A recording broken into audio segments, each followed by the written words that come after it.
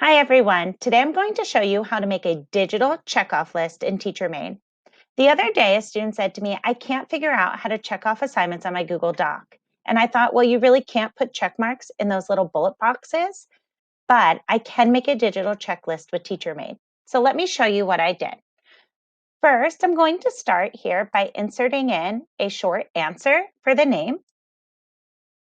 And then I'm going to go up to Edit Short Answer, and I'm going to put Do Not Score.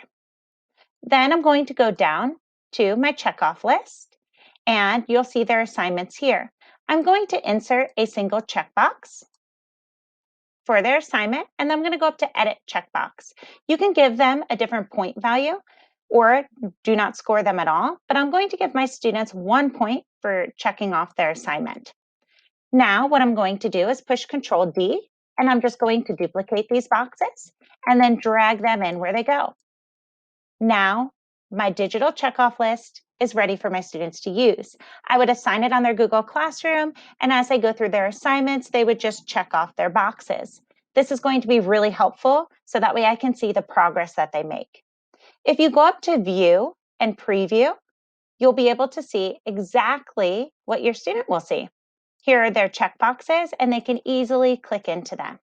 I'm really excited to use this in my classroom. I think it's going to be super helpful for their writing checklist and just an everyday assignment checklist.